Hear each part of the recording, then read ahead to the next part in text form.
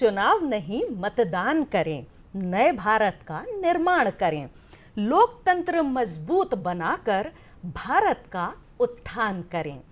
जाति धर्म की तोड़ दीवारें, आओ हम मतदान करें।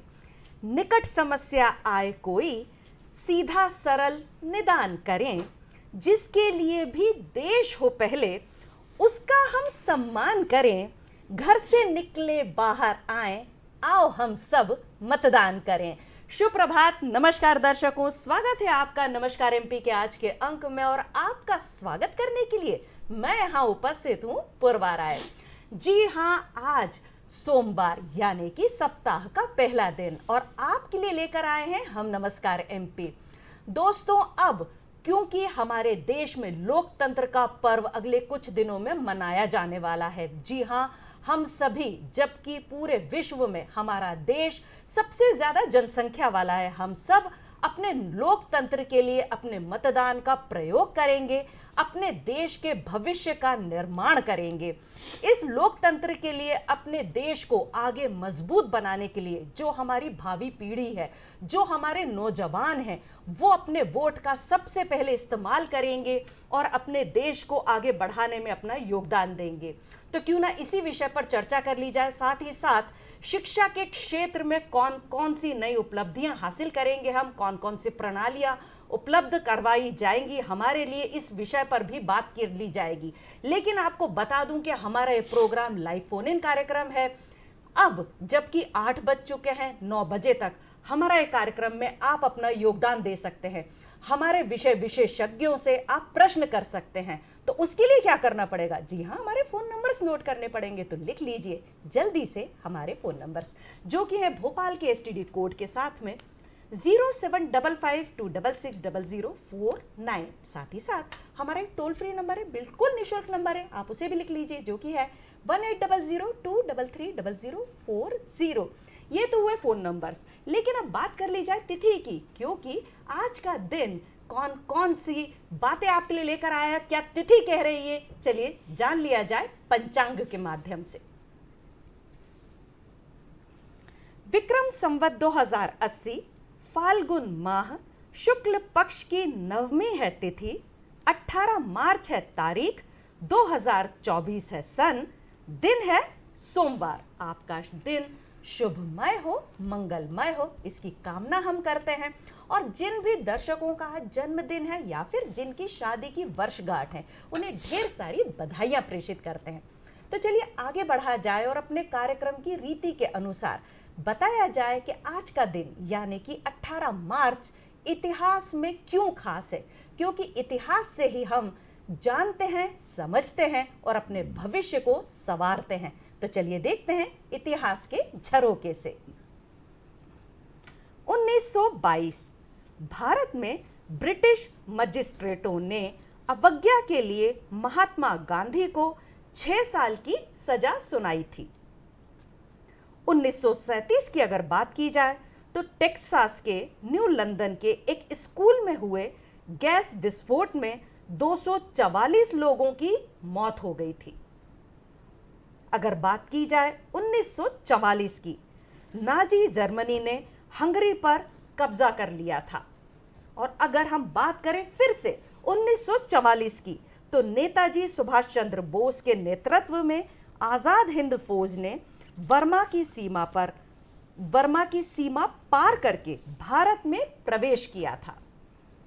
अब आ जाते हैं 2006 पर। 2006 में संयुक्त राष्ट्र ने मानव अधिकार परिषद के गठन का प्रस्ताव मंजूर किया था। 2008 टाटा समूह के अध्यक्ष रतन टाटा को भारतीय प्रौद्योगिकी संस्थान खड़गपुर में डॉक्टर ऑफ साइंस की मानद उपाधि से सम्मानित किया गया था। 2013 60वें राष्ट्रीय फिल्म पुरस्कारों की घोषणा की गई थी और पान सिंह तोमर को 60वें राष्ट्रीय फिल्म पुरस्कार समारोह में वर्ष 2012 की सर्वश्रेष्ठ फिल्म चुना गया था। 2017 योगी आदित्यनाथ जी, जो कि उत्तर प्रदेश के 21वें मुख्यमंत्री आज ही के दिन बने थे। अब आ जाते हैं जन्म दिवस पर। जी हाँ, आज के दिन किन खास लोगों का जन्मदिन है? तो हम बात करेंगे प्रसिद्ध फिल्म के जो कलाकार हैं शशि कपूर जी। उन्हें जन्मदिन की बधाई देते हैं। शशि कपूर जी को कौन नहीं जानता, उन्हें अनेक फिल्म हमने देखी हुई है। साथ ही साथ माना पटेल जी, जो कि ओलंपिक में क्वालिफाई करने वाली पहली भारतीय महिला तैराक थी, उन्हें भी जन्मदिन की बहुत सारी बधाइयां हम देते हैं। चलिए आ जाते हैं एक विचार पर, एक छोटा सा विचार जो कि हमारे दिन को तरोताज़ा करने के लिए महत्वपूर्ण है, साथ ही साथ हमारे जो आगे के दिन हैं, हमारा भविष्य, उसे बनाने में भी कारगर सिद्ध होते हैं। तो चलिए जान लेते हैं आज का विचार क्या है। सफलता हमारा परिचय दुनिया से करवाती है और असफलता हमें दुनिया का परिचय करवाती है। जी हाँ, बिल्कुल सही बात है। अगर हम सफल होते हैं तो दुनिया हमसे जुड़ना चाहती है, दुनिया हमारे पास आना चाहती है, हमारा परिचय लेना चाहती है। लेकिन जब हम असफल होते हैं तो हमें पता चलता है कि हमारा अपना कौन है, हमें कौन सपोर्ट कर रहा है, कौन हमारे लिए चिंतित है। तो सफलता और असफलता हर व्यक्ति के लिए बहुत ज़रूरी है। अब आ जाते हैं आज के विचार के साथ में हम आज के विषय पर, क्योंकि आज हम जानेंगे कि मेरा पहला वोट देश के लिए। जी हाँ, जो हमारे नागरिक हैं वो किस प्रकार से नौजवान अपना पहला वोट देंगे, और इस विषय पर चर्चा करने के लिए आज हमारे साथ जुड़े हुए श्री रविंद्र यति जी, समाज सेवी हैं ये। नमस्कार, बहुत बहुत स्वागत है आपका। नमस्ते पूर्वा जी, बहुत बहुत धन्यवाद। साथ ही साथ आपको बताना चाहूंगी कि शिक्षा प्रणाली, ये है हमारा दूसरा विषय, और इस पर चर्चा करने के लिए हमारे साथ उपस्थित है डॉक्टर हेमंत शर्मा जी, ये शिक्षाविद हैं। नमस्कार सर। नमस्कार। बहुत बहुत स्वागत है आपका।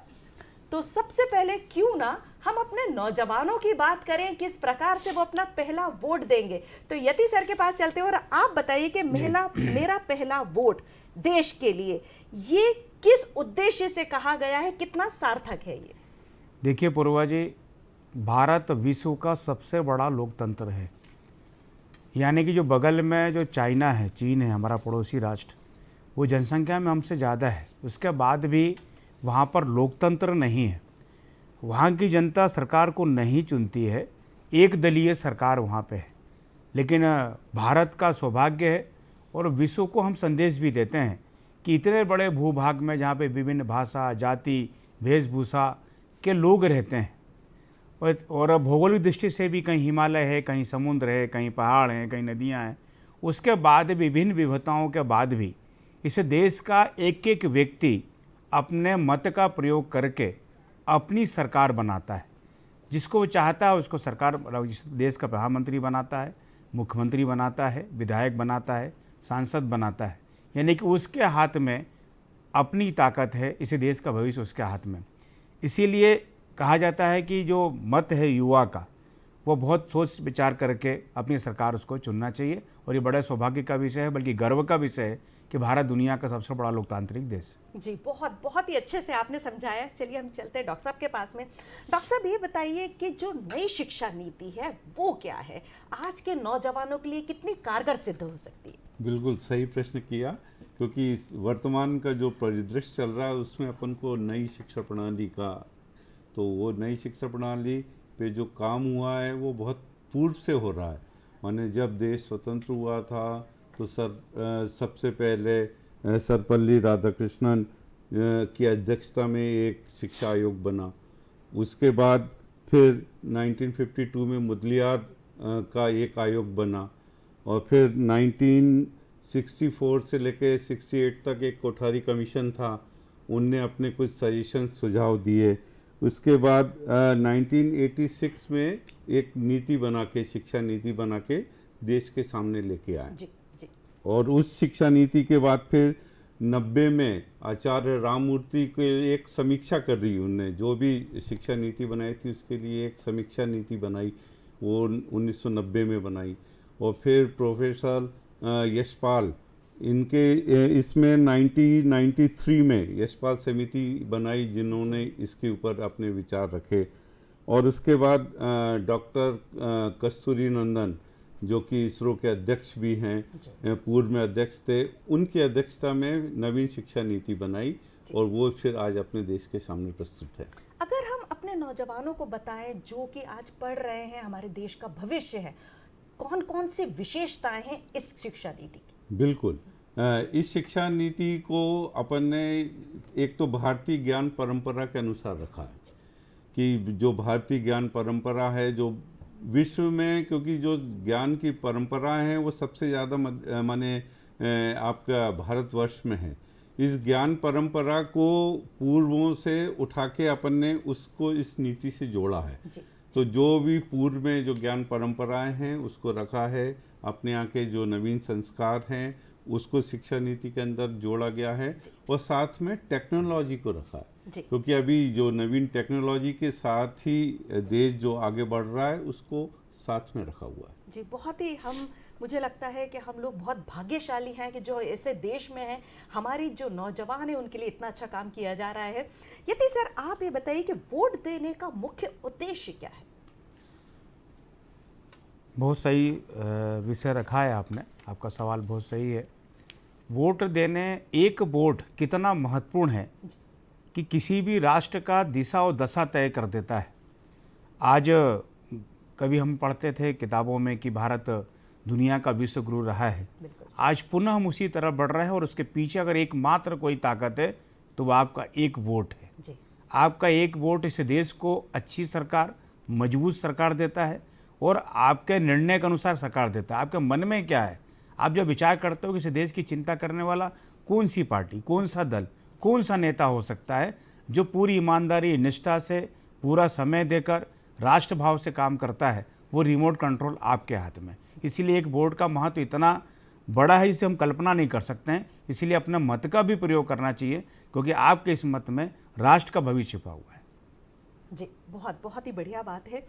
अपेक्षित परिणाम क्या हो सकते हैं अगर हम बात करें कि नई शिक्षा नीति, इससे जो हमने जो नियम बनाए, जो कानून बनाए, तो इनसे कौन कौन से अपेक्षित परिणाम हासिल हो सकते हैं? बिल्कुल, जो ये नई शिक्षा नीति बनाई तो इसमें सबने एक टारगेट फिक्स किया, एक अपेक्षाएं फिक्स की कि इस साल तक इतना इतना हम काम कर लेंगे। तो उसी टारगेट के अंदर ये फिक्स किया कि 2030 तक पूरे जन जन तक ये शिक्षा पहुँचे। ये सबसे बड़ा टारगेट है, क्योंकि अभी जो शिक्षा है वो बहुत ज़्यादा रिमोट में नहीं है। तो ये एक टारगेट लिया है कि 2030 तक सबके लिए और समान, माने एक जैसी शिक्षा।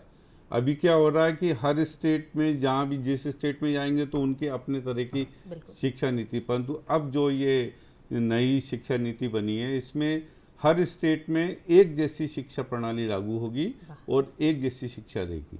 और दूसरा ये सबसे बड़ा दिया कि जो प्राइमरी तक एजुकेशन है वो पूरा जो उनकी फर्स्ट लैंग्वेज है, जो उनकी मदर टंग है, उस पर आधारित होगी। अच्छा। जैसे उड़ीसा में है तो वहाँ उड़िया होगी, महाराष्ट्र में है तो वो महाराष्ट्रियन होगी, मध्य प्रदेश में है तो हिंदी होगी। इस तरह से जो प्राइमरी तक जो भी एजुकेशन है वो उनकी फर्स्ट लैंग्वेज में ही माने होगी। ये एक सबसे बड़ा सोच रखी गई, ताकि क्या है बच्चे की, अभी क्या हो रहा है कि बहुत सारे बच्चे जब आगे बढ़ते हैं तो अभी ऐसे बहुत सारे बच्चे हैं जिनको हिंदी लिखना भी नहीं आती।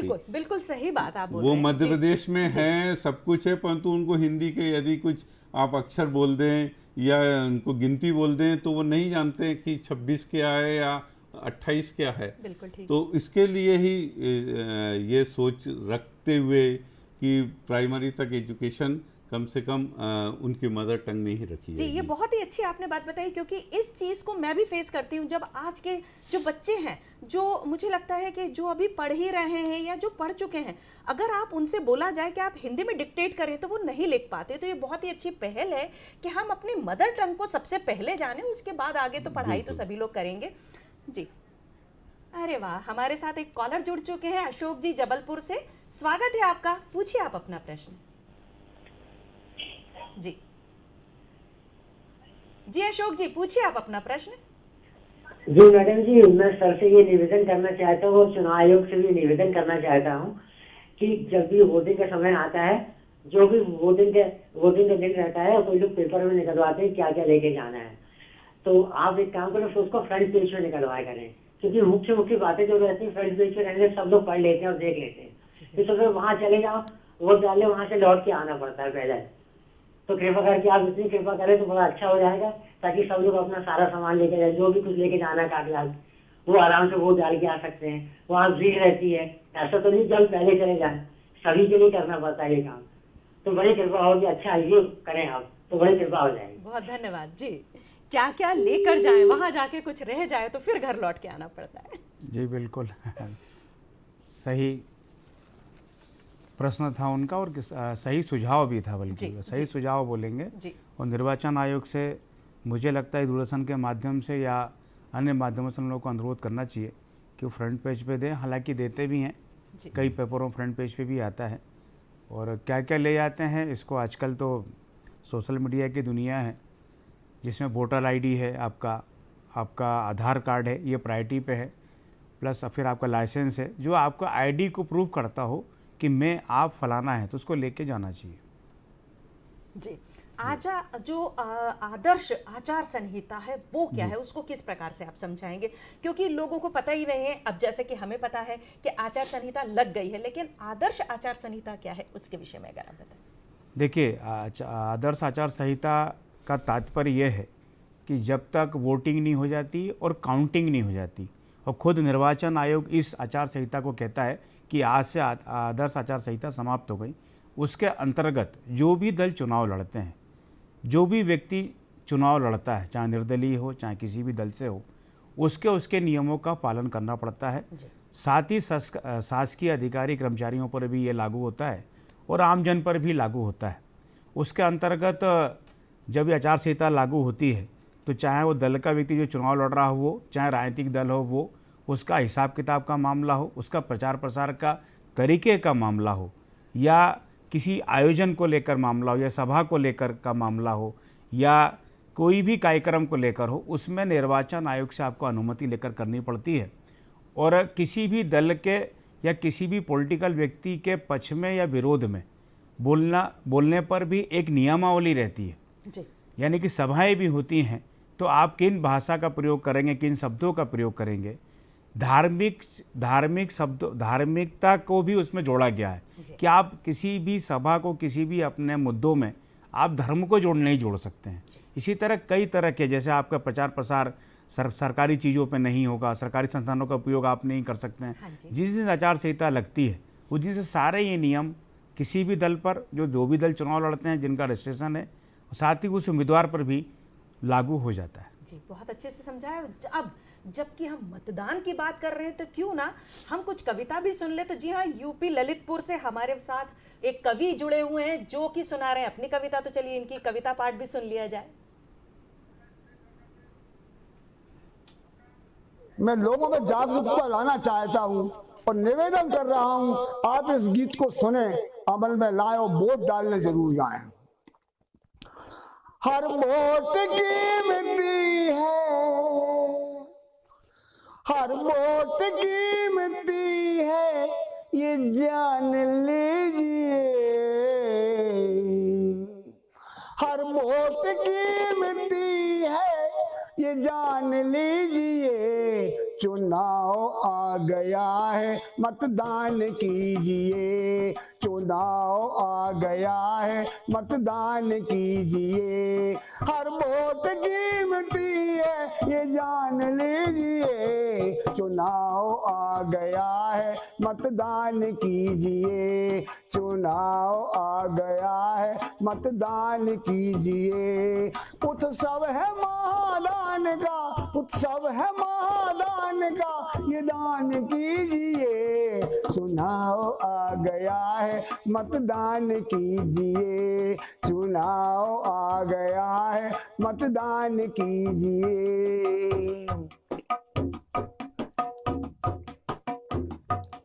सरकार बनाने में हाथ हमारा है, सरकार बनाने में हाथ हमारा है। भारत के नागरिक है, कर्तव्य हमारा है। भारत के नागरिक है, कर्तव्य हमारा है। हकदार हैं हम इसके, हकदार हैं हम इसके ये ध्यान दीजिए, हकदार हैं हम इसके ये ध्यान दीजिए। चुनाव आ गया है मतदान कीजिए, चुनाव आ गया है मतदान कीजिए। हर वोट कीमती है ये जान लीजिए, चुनाव आ गया है मतदान कीजिए।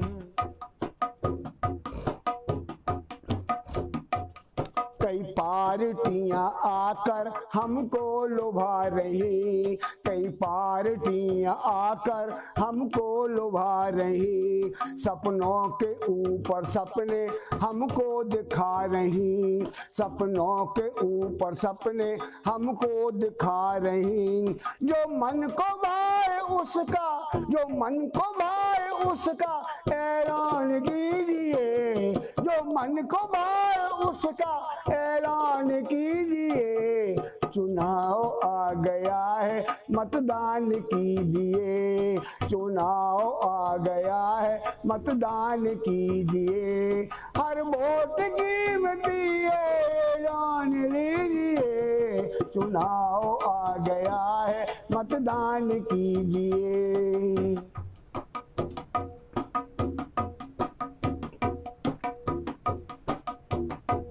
सागर में छिपा मोती खोजना हमें, सागर में छिपा मोती खोजना हमें। जनहित के लायक कौन है सोचना हमें, जनहित के लायक कौन है सोचना हमें। जगदीश ललितपुरी कहें ठान लीजिए, जगदीश ललितपुरी कहें ठान लीजिए। चुनाव आ गया है मतदान कीजिए, चुनाव आ गया। जी सही बात है, जो मन को भाए उसका ऐलान कीजिए, चुनाव आ गया है मतदान कीजिए। बिल्कुल सही बात है, हम सभी को अपने मतदान का प्रयोग करना ही है। जी हाँ, अपनी सरकार चुनना है, अपने देश का भविष्य चुनना है। इस विषय को लेकर आज हम आपसे बात कर रहे हैं, साथ ही साथ शिक्षा प्रणाली पर भी आज हम बात कर रहे हैं। तो क्यों ना आपको एक बार फिर से अपने फोन नंबर्स नोट करवा दूं, क्योंकि हमारा लाइव फोन इन कार्यक्रम है, तो जो कि है 07552660049। साथ ही साथ हमारा टोल फ्री नंबर 1800233040 और हमारी स्क्रीन पर भी तो भैया नंबर स्क्रॉल हो रहे हैं, आपके फोन का हमें इंतजार है, तो जल्दी से फोन उठाइए और घुमाइए। चलिए जब तक हम बात करते हैं डॉक्टर साहब से, डॉक्टर साहब ये बताइए कि किस प्रकार से जो अभिभावक हैं उनके लिए क्या क्या कुछ अगर जो नीतियां हैं उसमें अभिभावकों के लिए कुछ क्या गाइडलाइन होती हैं? बिल्कुल, जो अभी नई शिक्षा नीति है इसमें जो कि पेरेंट्स हैं उनको भी बहुत जोड़ा गया है शिक्षा से। अभी क्या हो रहा था कि अब क्या कि पेरेंट्स को भी जो स्कूल के टीचर्स और स्कूल, इन तीनों माने स्टूडेंट्स, पेरेंट्स, टीचर और स्कूल, इनके लिए एक बहुत एक्टिव पार्टिसिपेशन रखा है। माने समय समय पे स्टूडेंट्स की एक प्रोफाइल तैयार की जा रही है, समय समय पे उनको बुलाया जाएगा और उनको बताया जाएगा कि आपके बच्चे ने ये प्रोग्रेस की या इस तरीके से आगे बढ़ रहे हैं। वो बिल्कुल अपडेटेड रहेंगे ताकि उनको मालूम पड़ सके कि मेरा बच्चा किस फील्ड में जा रहा है। साथ ही अभी एक बहुत अच्छा शुरू हुआ है कि जो भी जितने भी शालाएं हैं उन सभी शालाओं में काउंसलर्स की नियुक्ति हुई है। जी। तो उसके कारण से क्या है कि बच्चे की प्रोफाइल को देखने के बाद बच्चे को देखते हैं, क्योंकि हर बच्चा एक यूनिक होता है, ये बात तो है, उसमें अपनी तरह की एक स्किल्स होती है। अपन को उन स्किल्स को डेवलपमेंट करना, माने अपन को ये नहीं सोचना चाहिए कि बगल में शर्मा जी है उनका बच्चा IIT कर रहा है, वो वर्मा जी है वो IAS बन रहा है, ये फलाना, तो उससे कंपैरिजन के चक्कर में बच्चे को, भाई बच्चा यदि किसी दूसरी चीज़ में है, वो आर्टिस्ट बनना चाह रहा है या वो किसी दूसरे इसमें, तो अपन को उसको प्रमोट करना। हम चर्चा जारी रखेंगे क्योंकि हमारे साथ फोनों पर हमारे एक्सपर्ट जुड़ चुके हैं, श्री दीपक कांकर जी, वरिष्ठ पत्रकार हैं ये MP टुडे न्यूज से। तो नमस्कार सर, स्वागत है आपका। जी नमस्कार जी सर, मैं ये पूछना चाहती हूँ कि मेरा पहला वोट देश के लिए, क्या इस अभियान को जन आंदोलन का रूप दिया जा सकता है? बिल्कुल जन आंदोलन का रूप दिया जा सकता है। स्कूलों में, कॉलेजों में या जो सार्वजनिक स्थल हैं, इन स्थलों पर टोलियां खड़ी रहती हैं, तो इनको हमें इस बात के लिए प्रेरित कर सकते हैं कि आप अपना पहला वोट लोकतंत्र के लिए डालें, क्योंकि भारत देश एक लोकतांत्रिक देश है और यहाँ पर लोकतंत्र जिंदा तभी रहेगा जब मतदाता जागरूक रहेगा। इसलिए इस अभियान को जन आंदोलन बनाना भी चाहिए और ये बन भी सकता है। जी, इस आंदोलन को कौन और कैसे सार्थक भूमिका निभा सकता है? इस देश के नागरिक की क्या भूमिका रह सकती है? देखिए, सबसे पहली बात तो यह है कि लोकतांत्रिक प्रक्रिया में मतदान करना पहला जो लोकतांत्रिक अधिकार है हमारा, उसका हमें बढ़ चढ़कर उपयोग करना चाहिए। और दूसरा ये कि इसके लिए प्रेरित भी करना चाहिए हमारे घर के आसपास, हमारी कॉलोनी में रहने वाले युवा या हमारे घर के शहर के आसपास जो बच्चे हैं और जिनको पहली बार मताधिकार का प्रयोग करना है, जिनको सरकार ने या हमारे देश ने ये अधिकार दिया है, तो उनको हमको प्रेरित करना चाहिए कि आपने अपना वोट डाला कि नहीं डाला, और नहीं डाला तो आप सबसे पहले मतदान केंद्र जाएं और अपना पहला वोट देश के लिए जरूर डालें। जी, बहुत ही अच्छे से आपने समझाया। सिर्फ चलते चलते एक बात बताइए कि जो नव युवा हैं उनको आप क्या संदेश देना चाहते हैं? मेरा तो नव युवाओं से यही आग्रह रहेगा कि भारत का जो लोकतंत्र है उसको मजबूत करने के लिए वो अधिक से अधिक अपने मत का प्रयोग करें, क्योंकि आपको इतना बड़ा अधिकार भारत में मिला है कि आपको अपना मत देकर और एक नई अच्छी सरकार चुनना है। वो सरकार जो आपके लिए काम करेगी, देश के लिए काम करेगी, देश को विकास करेगी और देश में को तरक्की के रास्ते पर ले जाएगी। इसलिए सब युवाओं को मतदान करके एक अच्छी सरकार चुनने का मौका जो मिला है उसका तो उन्हें उपयोग करना ही चाहिए। बहुत बहुत धन्यवाद आपका, बहुत बहुत धन्यवाद। जी हाँ, हम आ जाते हैं शर्मा सर के पास में। जी, हम बात कर रहे थे पालक विषय में कि पालक लोगों के लिए क्या क्या गाइडलाइंस हैं। तो यही कि पहले पालकों को सक्रिय रूप से इसमें जोड़ा जा रहा है ताकि उनको बच्चे के बारे में मालूम पड़ सके। साथ ही उनको ये भी समझाया जा रहा है कि बच्चे के ऊपर एक अतिरिक्त दबाव न डालें, किसी खासकर पढ़ाई का दबाव बच्चे, क्योंकि इस समय जो बात चल रही है वो टेंशन फ्री माने स्ट्रेस फ्री, अभी माने जो नई शिक्षा नीति में स्ट्रेस फ्री एग्ज़ाम के लिए भी सोचा जा रहा है कि बच्चे को एग्ज़ाम का किसी भी तरह का स्ट्रेस ना हो। उसको जितना आ रहा है, जितना ज्ञान है, जितना उसने अर्जित किया है, उस ज्ञान के आधार पर उसका परीक्षण किया जा रहा है और बच्चे का 360 डिग्री का मूल्यांकन हो रहा है। 360 डिग्री से मतलब कि अभी क्या हो रहा था कि सिर्फ पेपर माने रीडिंग और राइटिंग ये स्किल टेस्ट हो रही थी कि आपने जो पढ़ा है और जो लिखा है उसका। अब बच्चे का 360 डिग्री मूल्यांकन माने बच्चे क्या क्या पार्टिसिपेशन कर रहा है, किस एक्टिविटी में रह रहा है, वो किस तरह से शाला में, विद्यालय में, कक्षा में अपने साथियों से व्यवहार कर रहा है, अपने पेरेंट्स से किस तरह का व्यवहार कर रहा है, इन सब के अंक उसमें जोड़े जा रहे हैं। तो उससे क्या है कि बच्चे का 360 डिग्री मूल्यांकन में सर्वांगीण विकास जो है वो संभव हो पा रहा है। हमारे साथ हमारे कॉलर जुड़ चुके हैं, अनुज यादव जी ग्वालियर से। स्वागत है आपका, पूछिए आप अपना प्रश्न। मैं इस बार मतदान पहली बार देने जा रहा हूँ, तो मुझे किन विषयों को विषय ध्यान देकर मतदान करना चाहिए?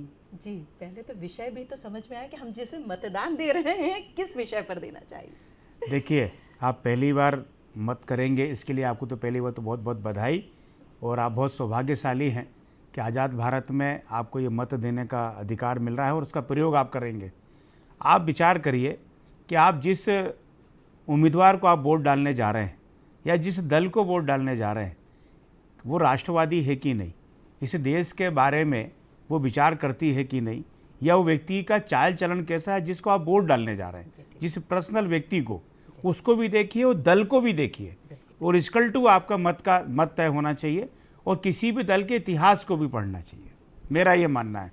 किसी व्यक्ति के भी, और व्यक्ति जिस दल को हम वोट डाल रहे हैं उसके बारे में भी करिए कि जब ये सरकारों में रहे या सरकारों में हैं तो इनका जो रिपोर्ट कार्ड है देश के प्रति वो कैसा है, चाहे वो शिक्षा के क्षेत्र में, चाहे सैन्य क्षेत्र में, चाहे आंतरिक सुरक्षा के मामले में, चाहे बाहरी सुरक्षा के मामले में, चाहे विज्ञान के क्षेत्र में, चाहे कृषि के क्षेत्र में, जिसमें आपकी रुचि ज़्यादा हो उस पर भी आप रिसर्च करिए कि क्या जो मैं सोचता हूँ कि इस देश के लिए होना चाहिए भविष्य में, कौन सा व्यक्ति और कौन सा उम्मीदवार, कौन सा दल उसको प्रभावी रूप से निर्वाचित होने के बाद लागू कर सकता है।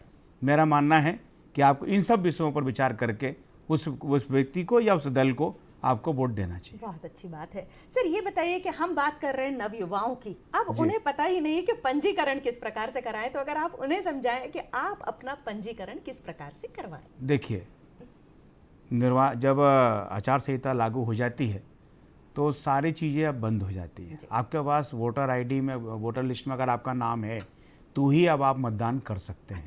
ऑनलाइन के माध्यम से भी अपना वो उसमें मतदाता सूची में नाम जुड़ता था, वो घर घर जाके भी जुड़ा भी, और एक लास्ट प्रकाशन होता है सूची का, मतदाता सूची का, उसका प्रकाशन होने के बाद, अंतिम प्रकाशन होने के बाद चुनाव आचार संहिता लागू होती है। तो उसमें तो ये है कि वोटर लिस्ट ई पोर्टल पे भी आप देख सकते हैं कि मेरा नाम कहाँ है, किस मतदान केंद्र पर है। आप अपडेट रहिए, वोटर आईडी को लेकर अपडेट रहिए, वोटर लिस्ट में अपना नाम देकर अपडेट रहिए, और जिस दिन आप वोट डालने जाएं उस दिन आपके पास कोई ना कोई आईडी प्रूफ, चाहे वोटर आईडी के रूप में हो, चाहे आधार कार्ड के रूप में हो, ड्राइविंग लाइसेंस के रूप में हो, जिस रूप में भी जो नाम निर्वाचन आयोग द्वारा दिए गए हैं उसमें अगर वो फुलफिल कर रहा है तो सारी चीज़ों को आप में से कोई एक चीज़ आप लेके जाएं, यही मेरा सुझाव। जी, अगर मान लीजिए कि वोटर कार्ड हमारा बना ही नहीं, अब क्या करे मतदाता? देखिए, वोटर कार्ड बनना, वोटर लिस्ट में नाम आना, दो विषय है। अच्छा जी। एक विषय कि वोटर कार्ड बन गया है और वोटर लिस्ट में नाम नहीं है, कट गया है, तो आप मत नहीं डाल सकते हैं। और वोटर कार्ड नहीं बना है आपके पास, बना है आपके पास तक नहीं पहुंच पाया किसी कारण से, जो भी कारण हो, तो आप ई पोर्टल पर जाकर विधानसभा क्रमांक डालकर और अपने कानूनी का अपना मोबाइल नंबर डाल के आप उसको चेक करिए कि मेरे उस वोटर लिस्ट में नाम है कि नहीं, या जो भी दल वहाँ चुनाव लड़ रहे हैं उस दल के BLO या किसी से भी बात, जो BLO होगा वहाँ का, या दल का जो भी कोई व्यक्ति होगा, उससे आप संपर्क कर सकते हैं कि भैया मेरा वोटर लिस्ट में नाम आप देख लीजिए। तो उसके पास हार्ड कॉपी में रहती है, वो आपको देख के बता देगा। इसीलिए आप अपडेट रहिए और उस आधार पर आप मतदान करिए। जी, बहुत अच्छी बात है। शर्मा जी, आप ये बताइए कि जब, मुझे लगता है जब हम छोटे थे ना, तो कान उमेट दिया, पिटाई हो गई, आपने होमवर्क नहीं किया तो हमें तो घर पर बुरी तरह डर लगने लगता था, लेकिन अब शिक्षकों के लिए भी कुछ प्रावधान आ गए हैं, तो वो क्या क्या प्रावधान है? बिल्कुल, शिक्षकों के लिए भी माने इस शिक्षा नीति के अंतर्गत बहुत सारे प्रावधान रखे हैं, क्योंकि अभी तक जो शिक्षा थी वो क्लास 1 से पहले शुरू होती थी, पहले 10+2 का था। जी। अभी जो वर्तमान में था, अब जो नई शिक्षा नीति आई वो अब माने 5+3+3+4। अच्छा जी। तो 5 माने जो प्री स्कूल हो गया, जिसमें नर्सरी, KG1, KG2 ये जोड़ दिया जो पहले नहीं था। फिर 1 और 2, तो ये 5 इयर्स हो गए। फिर आया 3, 4, 5, क्लास 3, 4, 5, ये +3, फिर अगेन 6, 7, 8 एंड देन 9, 10, 11, 12। तो इसमें क्या है कि अब जब शिक्षकों के लिए, तो शिक्षकों के लिए CPD का यूज़ हो रहा है, माने कंटिन्यूअस प्रोफेशनल डेवलपमेंट। तो उसमें इन सर्विस जो कोर्सेस हैं वो लागू किए जा रहे हैं, और ताकि शिक्षक लगातार रूप से सक्षम हो सकें और अपने पढ़ाने में बिल्कुल जागरूक हो सकें। उनको टेक्नोलॉजी, विभिन्न तरह की टेक्नोलॉजी दी जा रही है। अभी क्लासेस में बढ़िया स्मार्ट क्लासरूम्स भी बन रहे हैं, और शिक्षकों को उस तरह की ट्रेनिंग दी रही कि किस तरह से उनको यूज़ करना है, क्योंकि जो कि शिक्षा में टेक्नोलॉजी का जो यूज़ हुआ है उससे शिक्षा में बहुत अंतर आ रहा है। जी। अब और शिक्षकों के लिए लगातार उनको सक्षम करने के लिए विभिन्न तरह की एग्ज़ाम्स ली जा रही हैं, उनको प्रतियोगिता में शामिल हैं, ट्रेनिंग्स प्रोग्राम आयोजित किए जा रहे हैं, उनको एक्सपर्ट्स के लिए दूसरी जगह, बड़ी जगह भेजा जा रहा है। जैसे कहीं बहुत सारी स्कूलों में तो IIT तक जा रहे हैं बच्चे, माने शिक्षक, उनको ट्रेनिंग देने के लिए। जी। पहले की जो शिक्षा प्रणाली थी और अब जब नई शिक्षा नीति आ गई है, तो इसके अपेक्षित परिणाम क्या क्या देखने को मिलते हैं? पहले की शिक्षा प्रणाली और अभी की शिक्षा प्रणाली में अंतर है। अब जो शिक्षा प्रणाली आई है, जो वर्तमान परिदृश्य को देखते हुए, जो माने जिस तरह से पूरा विश्व एक तरफ जा रहा है, और अपन ने ये लक्ष्य भी रखा है कि भारत को एक विश्व गुरु की तरफ ले आना है जी। तो उस विश्व गुरु बनने के लिए अपन को क्या क्या अच्छा करना, वो सारे की सारा अपन ने नवीन शिक्षा नीति के अंतर्गत इसमें लाया है। और उसको लाने के लिए अपन ने जो भी दूसरी जगह अच्छी नीतियां थी उनको भी इस शिक्षा नीति में सम्मिलित किया है। क्योंकि अब जैसे ECC का जो मैंने अभी बताया था कि अर्ली चाइल्डहुड एजुकेशन नहीं थी, क्योंकि बच्चा सीधे जब 6 इयर्स का होता था तो स्कूल जाता था या फिर प्राइवेट रूप से कहीं जाता था। परंतु अब जब ये सारा काम अब शासकीय स्कूलों में भी होगा कि प्री स्कूल भी वहाँ पे संचालित हो रहे हैं। और उसके साथ में वोकेशनल कोर्सेस, ये एक बहुत बड़ा प्रयोग है कि जो कि रूरल साइड में वोकेशनल कोर्सेस चलते हैं। अब हर जगह हर रीजन के हिसाब से अलग अलग चलते हैं, तो उनको उनके हिसाब से, जैसे कहीं कृषि भी चल रहा है या वोकेशनल में उनको कहीं पे माने वेल्डिंग और उसके लिए इलेक्ट्रिशियन का कोर्सेज भी चल रहा है, स्टिचिंग का भी कोर्स चल रहा है, कुछ नहीं तो चटाई, बुनाई, कढ़ाई, पेंटिंग, इस तरह के बहुत तरीके के कोर्सेज चल रहे हैं। तो वो वोकेशनल कोर्सेज को भी मिडिल स्कूल से इंसर्ट कर बिल्कुल इंसर्ट करेंगे। और शर्मा जी, आपसे चर्चा जारी रहेगी। हमारे साथ हमारे एक और फोन पर एक्सपर्ट जुड़ चुके हैं, उनका स्वागत करते हैं हम। ये है श्री अविनाश वाजपेयी जी, कुल सचिव हैं माखनलाल यूनिवर्सिटी भोपाल से। नमस्कार सर, बहुत बहुत स्वागत है आपका। जी नमस्कार। नमस्कार जी सर, ये पूछना चाहती हूँ कि नई शिक्षा नीति 2020 किस रूप से महत्वपूर्ण है? जी बिल्कुल ठीक कहा। अभी जैसे मेरे पूर्व के वक्ता बता रहे थे कि नई शिक्षा नीति आने के बाद बहुत सारे आमूलचूल परिवर्तन होंगे, और मैं यहाँ बताना चाहता हूँ इसमें मुख्य इसके जो बिंदु हैं उसमें देखिए, एक तो मल्टीपल एंट्री मल्टीपल एग्जिट रखा गया है, यानी कि विद्यार्थी जब चाहे जब वो ज्वाइन कर सकता है और जब चाहे उसको छोड़ सकता है। अभी तक पहले की व्यवस्था में ये था कि अगर विद्यार्थी बीच में छोड़ता था तो उसको कुछ नहीं मिलता था। अगर मैं हायर एजुकेशन की बात करूं तो आज विद्यार्थी अगर फर्स्ट ईयर करके किन्हीं कारणों से अपनी पढ़ाई को जारी नहीं रख पाता है तो उसको एक सर्टिफिकेट मिल जाएगा। दूसरे साल में अगर वो किन्हीं कारणों से छोड़ता है तो उसको डिप्लोमा मिल जाएगा। तीसरे साल में उसको डिग्री मिल जाएगी। इसी तरीके से अगर वो ऑनर्स में जाता है तो उसके पास ऑप्शन है कि वो रिसर्च में जा सकता है। तो इस तरीके से अगर हम देखें तो नई शिक्षा नीति में हमारे विद्यार्थियों को बहुत फ्लेक्सिबल है। नहीं तो क्या होता था, विद्यार्थी किन्हीं कारणों से अगर नहीं पढ़ पाया तो कहीं का नहीं रहता था। दूसरा, आप देखिए पूरी नई शिक्षा नीति को स्किल बेस्ड बनाया गया है। कहीं ना कहीं उसको वो कौशल से जोड़ा गया है जिससे वो अपना स्वयं का रोजगार स्थापित कर पाए। और मुझे लगता है नई शिक्षा नीति इस ओर में एक बहुत बड़ा कदम है कि मान लीजिए हमारा विद्यार्थी सिर्फ अब नौकरी के लिए अपने आप को नहीं तैयार करेगा, वो कहीं ना कहीं स्वरोजगार स्थापित कर पाएगा, अपने आप को स्थापित कर पाएगा और लोगों को भी रोजगार वो देने की स्थिति में होगा। जी, बहुत ही अच्छे से आपने समझाया। जी सर, जी जो उच्च शिक्षा है उसके क्षेत्र में कौन कौन से परिवर्तन देखने को मिलते हैं? हाँ, जैसे अगर मैं बात करूं उच्च शिक्षा की खासतौर से, तो उच्च शिक्षा में अगर आप देखेंगे तो हमारा विद्यार्थी, जैसा अभी मैं बता रहा था कि उसको मल्टीपल एंट्री मल्टीपल एग्जिट है, भारतीय भाषाओं पे जोर दिया गया है।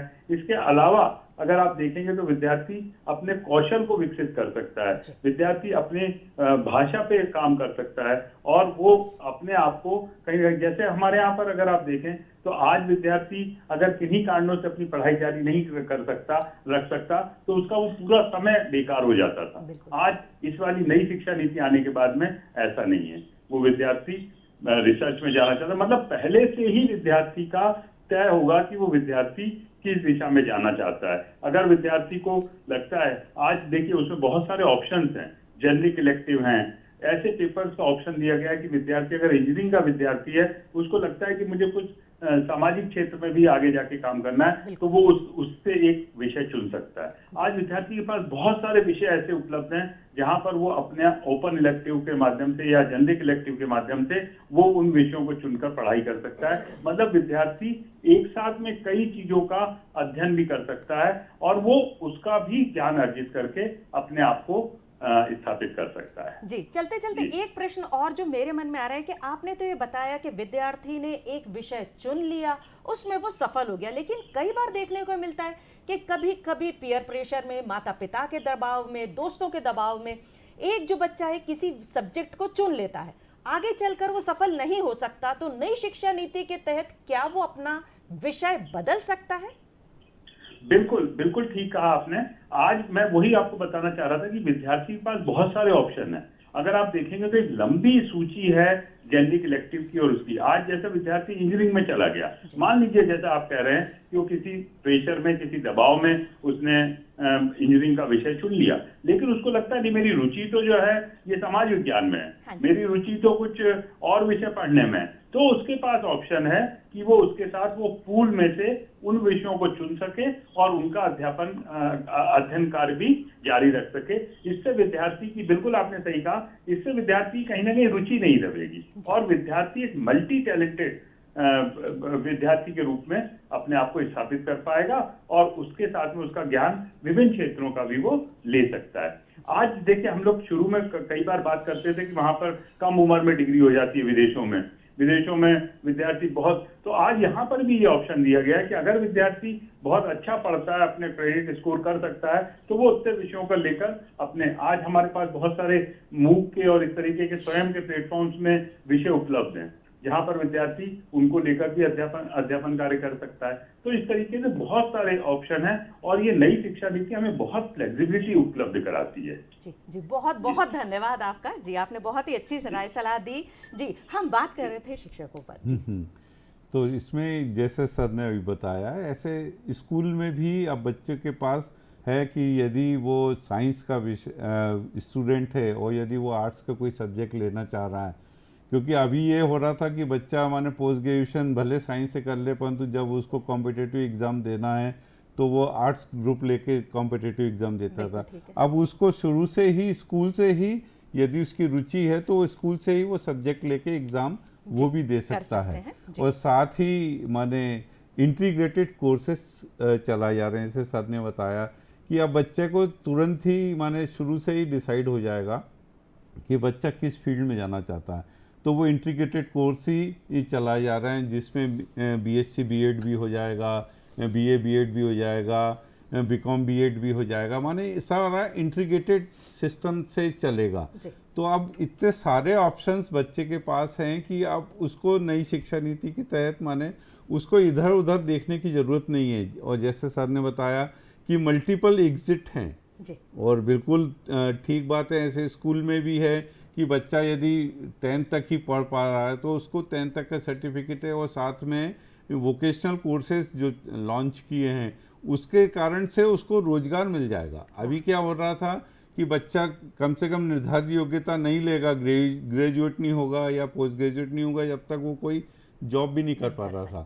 अब ये है कि वो शुरू से ही जॉब भी कर पाएगा क्योंकि उसके पास जो वोकेशनल कोर्सेज से उसको एक योग्यता मिल गई है, तो वो धीरे धीरे अपने जॉब की तरफ आगे बढ़ेगा और अपना घर परिवार जो भी उसकी जिम्मेदारी है वो उसको निभा पाएगा। जी, बहुत अच्छे से आपने समझाया कि जो बच्चा है वो सभी विषयों को सामंजस्यता स्थापित करते हुए सर्वांगीण विकास उस बच्चे का हो सकता है और देश को आगे बढ़ाने में अपना योगदान दे सकता है।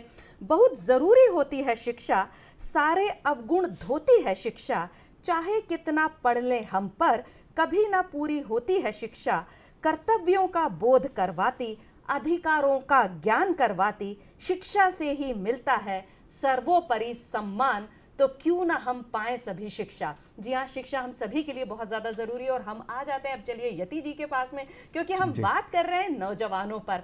नौजवान जो हैं वो आने वाले दिनों में अपना पहला वोट देंगे। तो पूरी दुनिया कहती है कि हम ग्लोबल विलेज हैं, लेकिन इसके इतर भारत ने बोला है कि हम ग्लोबल फैमिली हैं। आप इससे कितना सार्थक सिद्ध करते हैं, ये कितना सही है वाक्य? देखिए, अभी पिछले कुछ वर्षों से लगातार विश्व में हमारा स्थान बनता जा रहा है। पहले हम अर्थव्यवस्था के क्षेत्र में सातवें स्थान 9वें स्थान पर हुआ करते थे। आज हम 5वें स्थान पर आ गए हैं और अब जल्दी ही 3रे स्थान पर हम आने वाले हैं। हमारा एक विजन है। आज पूरी दुनिया भारत के तरफ और भारत के लोकतंत्र पर ध्यान दिए हुए है।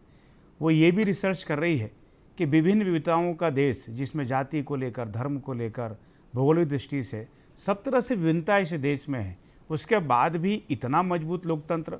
और लोकतंत्र का जो सबसे बड़ा जो फ़ायदा है, देखिए पहले राजतंत्र में राजा का लड़का ही राजा बनता था, चाहे वो योग्य हो या ना हो, या उसकी बादशाहत चलती थी या उसका हिटलरशाही चलती थी। आज के दुनिया में, और ख़ासतौर से सिर्फ मैं भारत की बात करूं, अन्य देशों में 2 ही दल है, तो कहीं एक दल है, तो कहीं तानाशाह का शासन है। तो बगल में अपन जितने भी पड़ोसी राष्ट्र हैं, चाहे वो पाकिस्तान हो, श्रीलंका हो, चाइना हो, इनको अगर अपन देखते हैं तो यहाँ पर लोकतंत्र तो नहीं बचा अब। चाइना में एक दलीय सरकार है, लोकतंत्र। अब पाकिस्तान में अपन देख रहे हैं कि कभी सैनिक शासन, तो जो प्रधानमंत्री वहाँ से हटा उसको जेल भेज दिया, तो फांसी पे लटका दिया। श्रीलंका की स्थिति हम देख ही रहे हैं, या दुनिया के अन्य राष्ट्रों की स्थिति भी हम देख रहे हैं। तो हमारा ये ग्लोबल परिवार जो है, ये आज दुनिया को संदेश देने जा रहा है कि दुनिया में कहीं अगर लोकतंत्र है, हमारा अपना प्रतिनिधि चुनने का जो अधिकार है, इस देश को चलाने वाला मामला करे, ऐसा महसूस होता है। वोट देने का मतलब ये है कि जब मैं वोट दे रहा हूँ, मतलब इस देश को मैं चला रहा हूँ, मेरी मनसा अनुसार ये देश चल रहा है, क्योंकि निर्णय आप ले रहे हैं कि इस देश को कौन चलाएगा, इस राज्य को कौन चलाएगा, इस जिले को कौन चलाएगा, मेरी लोकसभा को कौन चलाएगा, ये निर्णय आप ले रहे हैं, किसी के हाथ में नहीं है। और ये अपने आप में बहुत बड़ी ताकत है, दुनिया को संदेश दे सकते हैं। आज उसी का परिणाम है, स्वस्थ लोकतंत्र का परिणाम है कि आज अंतरिक्ष में हमने अपना झंडा गाड़ा है। विश्व की नज़र में विश्व हिल गया कि भारत को तो हम क्या समझते थे, कहाँ पहुँच गया। आज सेना के क्षेत्र में आज कोरोना जैसी महामारी आती है, उस कोरोना की महामारी में इतने बड़े देश में हमारी खुद की वैक्सीन, खुद का मेडिकल सिस्टम, जनता का उसमें पार्टिसिपेट होना, डॉक्टरों का, हमारी प्रशासनिक व्यवस्था का समावेश होना, सामाजिकता का समावेश होना, और कोरोना जैसी महामारी को दुनिया में सबसे पहले जीतने वाला देश है तो वो भारत है। और वो क्यों है? क्योंकि लोकतंत्र है। हमने अपना व्यक्ति खुद ही तय किया है, बाकी देश भी देखते रहेगा। उन्होंने हमसे दवाइयाँ ली, हमसे वैक्सीन ली, हमसे ऑक्सीजन लिया। तो कहीं ना कहीं इसके पीछे अगर अपन रिसर्च करते हैं तो कहीं ना कहीं एक मत का महत्व सिद्ध करता है कि अगर आप सही काम करोगे तो आप राज करोगे, आप सही काम नहीं करोगे तो अगली बार आप राज नहीं करोगे। यही लोकतंत्र के सही परिभाषा। बहुत ही अच्छी बात है। शर्मा जी, आप ये बताइए कि परीक्षा की पद्धति कैसी होनी चाहिए और वर्तमान की परीक्षा की पद्धति क्या है? बिल्कुल, अब जो नवीन शिक्षा नीति के अंदर सबसे पहले जो परीक्षा की पद्धति में परिवर्तन किया वो है स्ट्रेस फ्री एग्ज़ाम। क्योंकि बच्चे को एक बहुत बड़ा स्ट्रेस रहता था, तो वो स्ट्रेस फ्री एग्ज़ाम है। और उसमें अब 360 डिग्री असेसमेंट है, माने बच्चे को ऐसा नहीं कि सिर्फ सब्जेक्टिव नॉलेज होगा, उसके अलावा जो दूसरे तरह के नॉलेज हैं कि उसमें दूसरी क्या स्किल्स हैं, उसको उभारने के लिए क्या क्या कर सकते हैं, तो उन सब का असेसमेंट होने के बाद परीक्षा परिणाम बन रहा है। तो ये एक परीक्षा परिणाम है दूसरा।